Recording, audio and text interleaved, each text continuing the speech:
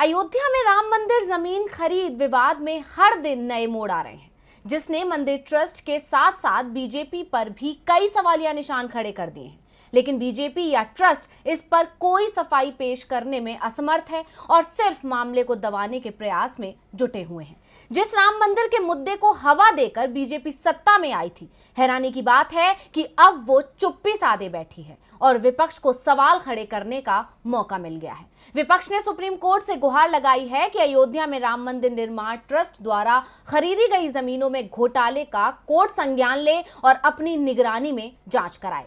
तो अब क्या नया मोड़ आया है इस विवाद में, क्या हुआ नया खुलासा, आइए देखते हैं ये रिपोर्ट। राम मंदिर बनने का ऐलान जिस दिन हुआ, पूरे देश में खुशी की लहर दौड़ गई। लेकिन जब से मंदिर का निर्माण शुरू हुआ है, धीरे धीरे इसमें घोटालों की खबरें भी सामने आ रही हैं।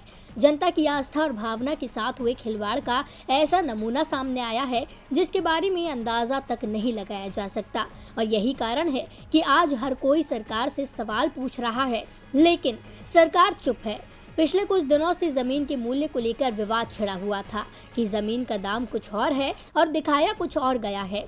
लेकिन अब इस मामले में एक और नई बात सामने निकल कर आई है कि श्री राम जन्मभूमि तीर्थ क्षेत्र ट्रस्ट ने जो जमीन मेयर के भतीजे दीप नारायण उपाध्याय से खरीदी थी, वो नजूल की यानी सरकारी जमीन है।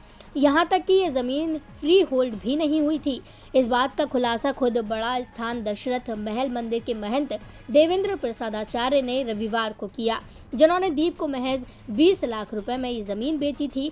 महंत ने आगे बताया कि ये जमीन उनके गुरु महंत के नाम थी मंदिर के लिए और नजूल की जमीन होने के कारण मैंने ये जमीन दीप नारायण को सस्ते में लिख दी थी। उन्होंने बताया कि नजूल की जमीन पर कुछ मिलने की उम्मीद नहीं थी, इसलिए सोचा जो फायदा मिल रहा है वही बहुत है। महंत ने यह भी बताया कि उन्हें ज़मीन के लिए 30 लाख रुपए मिले थे, जबकि इसकी लिखापढ़ी 20 लाख रुपए में हुई थी। उन्होंने कहा कि ज़मीन को ट्रस्ट को 2.5 करोड़ में बेचा गया।